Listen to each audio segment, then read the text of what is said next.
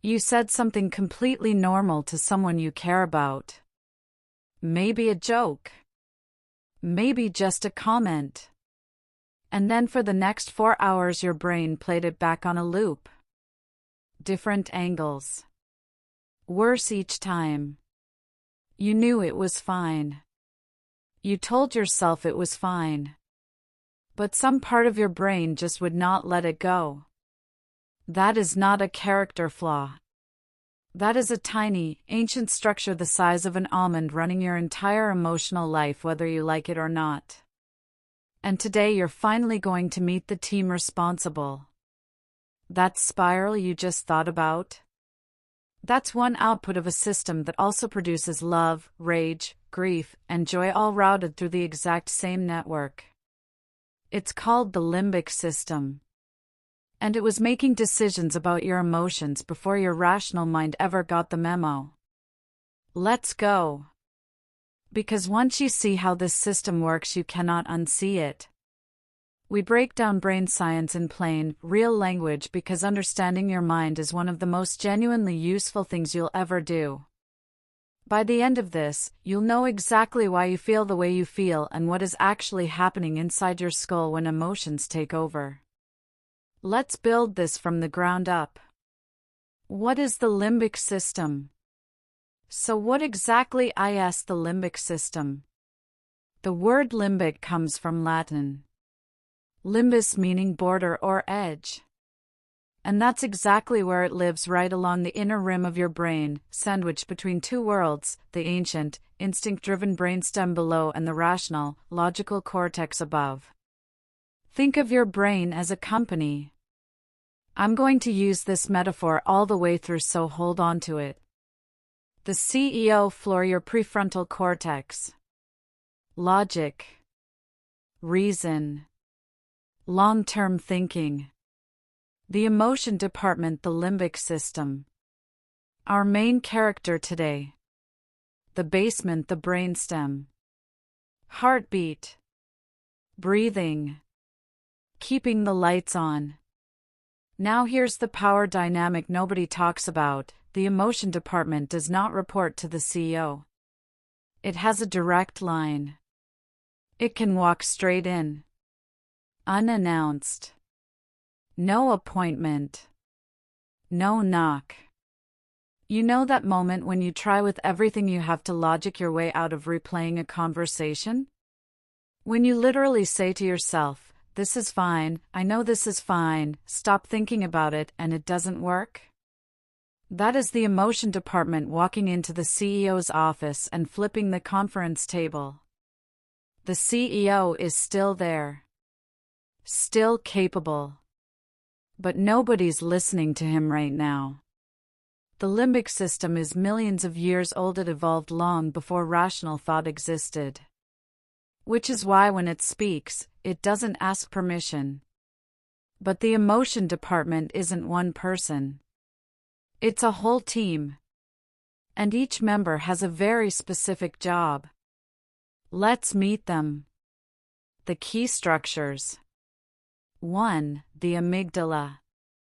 First and loudest, the amygdala. In our company, this is the employee who sits right by the front door, watches every single person who walks in, and the moment anything looks even slightly off pulls the fire alarm. Immediately. Every time. 2 tiny clusters. 1 on each side of your brain. 1 job, detect threats. Trigger a response. Protect you. Here's what makes the amygdala remarkable. It processes emotional signals faster than your conscious brain can think. Milliseconds ahead of awareness. Let that sit for a second.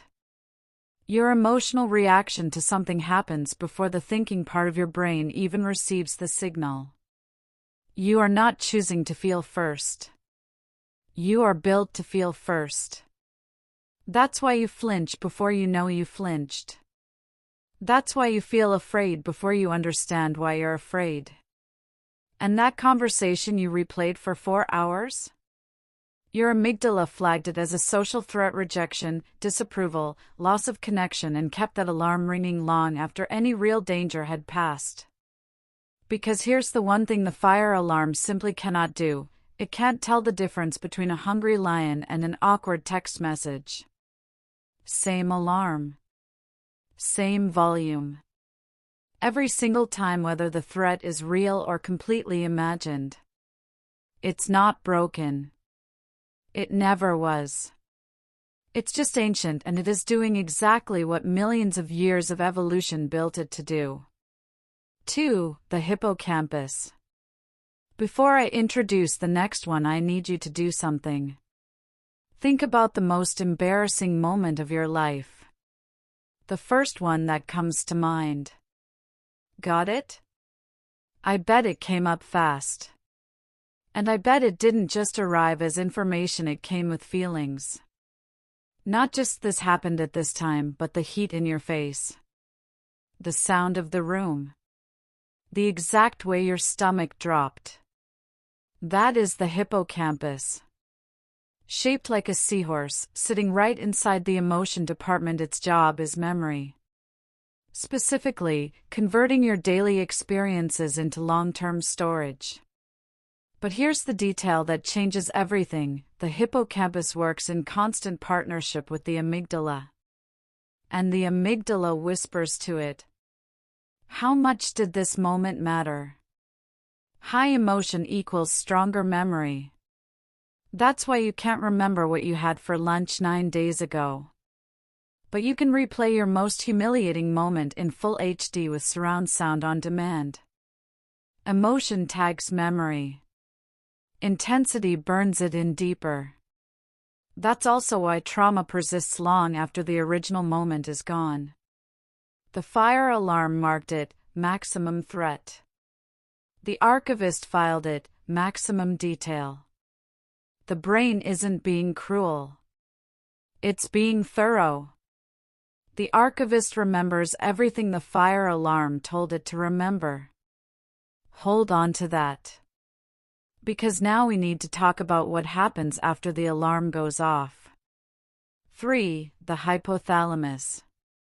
You know that feeling: chest tightening, stomach dropping, hands going cold. Right in the first second of a bad anxiety hit. That's not just in your head. That's a phone call. And the hypothalamus is the one who made it. After the fire alarm goes off, someone has to contact the rest of the building. The hypothalamus is that person, the emotion department employee who picks up the phone and calls your entire body into action.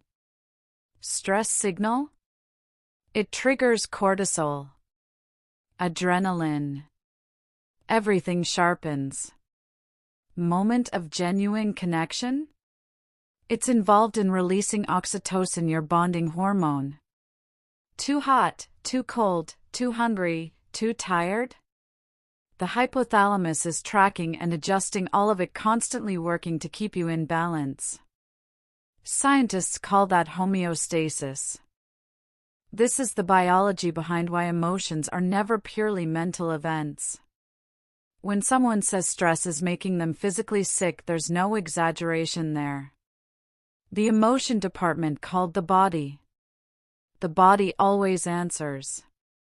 And feeling it in your chest isn't weakness, it's wiring. 4. The cingulate cortex. And finally, the most underrated member of the emotion department, the anterior cingulate cortex. The ACC. If the amygdala is the employee who pulls fire alarms, the ACC is the manager who walks over, looks around, and sometimes says, "Okay. That was a false alarm. Everyone back to your desks." It sits right at the border between the emotion department and the CEO floor. It's the bridge. The translator. The one trying to keep the peace. It helps you notice when a reaction might be bigger than the situation actually needs. It helps you shift attention away from distress instead of spiraling deeper into it. And it helps you make decisions that blend feeling and logic, not just one or the other. Here's why this matters for your actual life. Every time someone practices mindfulness, the ACC gets stronger. Every time you pause before reacting, you are training the Peacekeeper. Every breathing exercise, every therapy session, every wait, let me think before I respond, you are literally building the part of the brain that can step in before the fire alarm wakes up the whole building. That is not philosophy. That is neuroscience. And it works. Why this matters? Let's bring the whole team together. Here's what the emotion department looks like on a bad day, and this is what was happening inside your brain during the conversation you've been replaying. The fire alarm, your amygdala flagged something. A tone. A pause. A word that felt slightly off. The Archivist, your hippocampus, pulled every file it had. Every past rejection. Every past embarrassment. Every single time this feeling showed up before. The body color, your hypothalamus, sent the signal. Chest tightens. Thoughts accelerate. It became physical. And the Peacekeeper, your ACC, tried to step in. But if it hasn't been trained much, it gets drowned out by the other three. And so you end up 4 hours later still in the loop. Still convinced something is wrong. Still fighting a system you didn't even know you had. The problem was never you. The problem was you didn't have a map. Now you do. I want to end where we started. That conversation on loop. That feeling you couldn't name or stop. That moment of wondering if maybe something was just wrong with you. Now you know, the fire alarm was doing its job. The Archivist was cross-referencing everything it knew. The body color was following the signal. And somewhere in there your Peacekeeper was trying its best. Your emotions were never random. They were never signs of weakness. They were information produced by a system that has kept humans alive for millions of years. The most emotionally intelligent people in the world are not the ones who feel less. They are the ones who understand what they feel and why well enough to decide what to do with it. That is a skill. And like every skill, it gets stronger every time you use it. You just learned how your emotion department works. Every breathing exercise, every therapy session, every moment you pause and name what you're feeling instead of drowning in it, all of it is you training your team. The system was never the problem. Not knowing about it was. Your limbic system is not your enemy. It never was. It is your oldest teammate. And now that you finally know how it works, you can start working together. You can start working together. All right. If this video made something click, hit like. Genuinely. It's the simplest signal that this kind of content is worth making more of. Subscribe if you want to keep going. We've got more brain content coming that will change how you understand yourself and the people around you. And if you know someone who's been hard on themselves for being too emotional, send them this. It might be exactly what they needed to hear today. Last thing, drop a comment and tell me which one you are.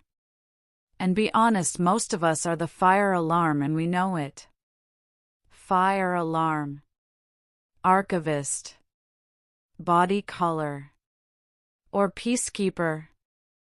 I'm genuinely curious. And I actually read these. See you in the next one.